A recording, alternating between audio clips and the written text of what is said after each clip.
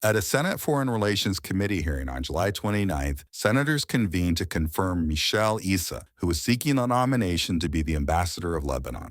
Hear what he had to say as he faced Congress on everything from Hezbollah to the Lebanese Armed Forces. Today, we stand at the crossroad. The recent war between Israel and Hezbollah, while devastating, has opened a narrow but meaningful window for progress. Since the United States successfully brokered the cessation of hostility last November, we've seen promising development. A president and a prime minister who are independent, reform-minded, and committed to charting a different path for their country. The Iran-Israel escalation is a reminder of how delicate an opportunity this is that could be squandered if Iran drags Lebanon back down to the path of conflict. The government has made clear it will not tolerate any violation of the cessation of hostility, and since implementation, they have begun to curb Hezbollah's influence. But more must be done urgently. The full disarmament of Hezbollah is not optional, it is essential. The time to act is now. The United States must also continue to lead effort to seize a real historical opportunity to demarcate the boundaries between Israel and Lebanon, and to bring about the normalization of ties between Lebanon and Israel. But opportunity cannot wait without transparency. Lebanon's economy has been decimated, not only by war and instability, but also by opaque financial practices and a lack of public trust. Rebuilding Lebanon must go hand in hand with serious reform that ensure the transparent distribution of aid and investment. The country does not need more donor dependency. It needs honest governance that attracts real sustainable investment. If confirmed, I will work closely with our international partners to promote financial accountability and support long-term economic recovery and growth. Tell me a little bit about the importance of the Lebanese Armed Forces. We have a bipartisan consensus on this committee that this is a very important institution for the preservation of peace.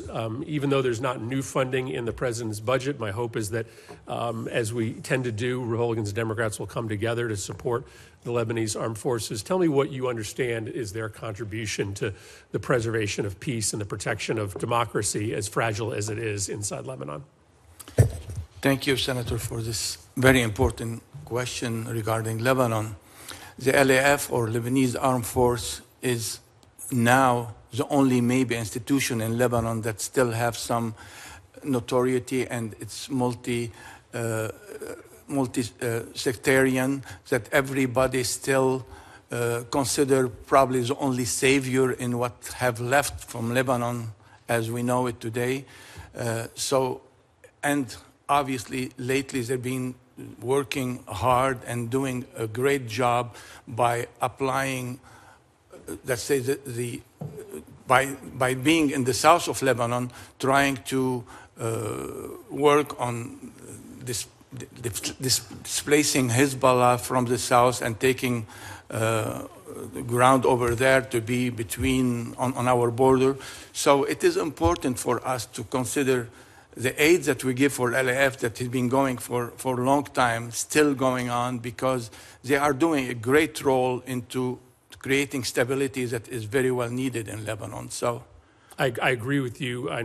Mr. Issa, how can the United States, in coordination with our regional partners, support the Lebanese government in reasserting control in the south while continuing to counter Iran's proxy networks and help Lebanon restore full sovereignty over its territory?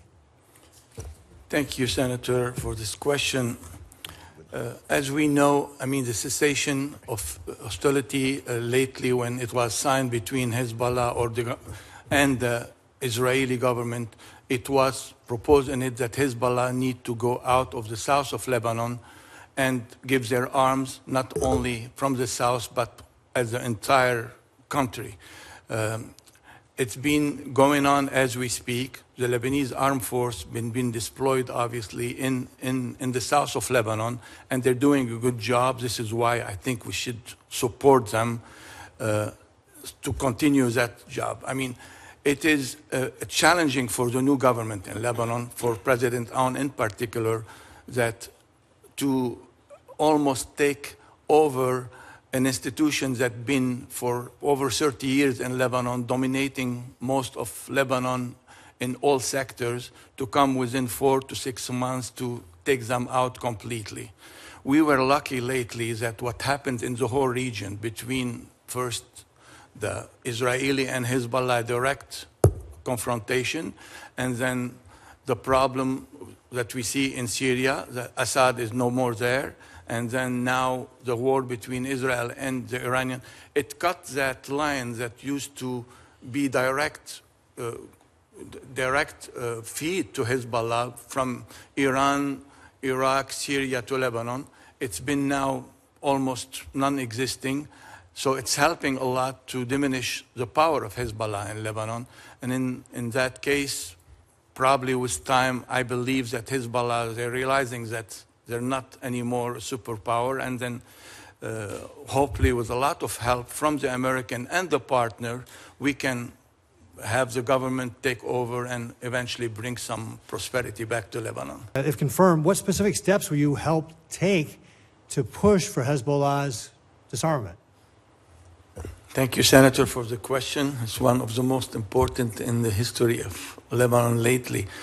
Hezbollah, I think they really realize that they lost the war, but I believe, I always imagining like this, like the big bear that is injured, bleeding, but they still have, you know, power to bite and to make harm to people. My feeling that Hezbollah is gaining time for two reasons. There is an important, maybe in their mind, election next year, 2026, and they believe if they disarm now in front of their people, they may lose some votes. They're playing on that game. I think it's not a good game for them. And also, I have a funny feeling also that Hezbollah itself do not decide. It's Iran that still gives them the orders to do whatever they need to do. Their allegiance, it looks to me, it's never for Lebanon. It was always for Iran. So, and Iran do not care what happens to the Lebanese people. So there is this combination that is happening over there that putting this whole area and this whole situation into a big question mark. They know that if they don't disarm, there is something going to happen. I don't know what is going to happen, but something needs to happen. And it looks like the government, they may be, I'm hearing in the news that they're going to probably meet soon, the Lebanese government, and take a decision about some kind of timing for disarmament. And maybe that would create some pressure, and hopefully it will solve the situation. But Hezbollah need to go, Hezbollah need to be disarmed to bring some kind of hope to Lebanon. Yeah, I hope you'll keep pushing the Lebanese governor on that, because you're exactly right. They need to go. And the Lebanese Armed Forces, you know, historically either have been unable or unwilling to push Hezbollah out of southern Lebanon, and UNIFIL has been less than useless on that. What more specifically can we do to support the Lebanese Armed Forces in being able to be prepared to disarm Hezbollah? Are there things that we can do, more support we can provide to them? Thank you again for the question. For 20, 30 years, Hezbollah was in the area, dominating everything. They have arms that are 10 times more powerful than what the Lebanese arm would have in their possession.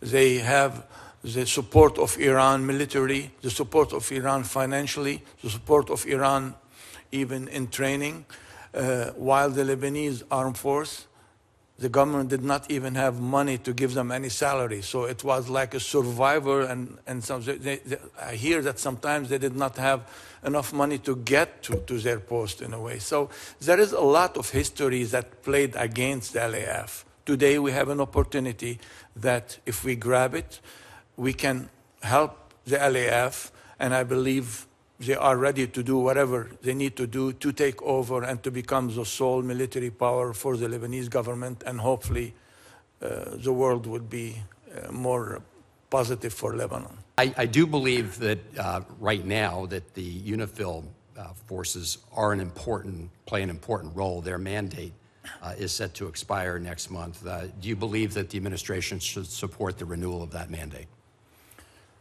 Thank you, Senator, for the question. The UNIFIL has been in Lebanon since the 70s, I believe. Yeah. And their role in Lebanon was monitoring the borders between Lebanon and Israel. At that time, it was a very important role because they were watching what can happen. Lately, with the war between Israel and Hezbollah, and then the fact that the Hezbollah has been removed from the south and hopefully removed from most of the territory in Lebanon, the UNIFIL role now is changing because the LAF, Lebanese Armed Forces, is taking over the south, and their role is going to be exactly maybe as legitimate now army between the country on the border. It will be the damper that would create some kind of let's say, security for northern of Israel. So the role of UNIFIL is kind of changing now. For more clips like this, stay tuned to Congress Clips. And thanks for watching.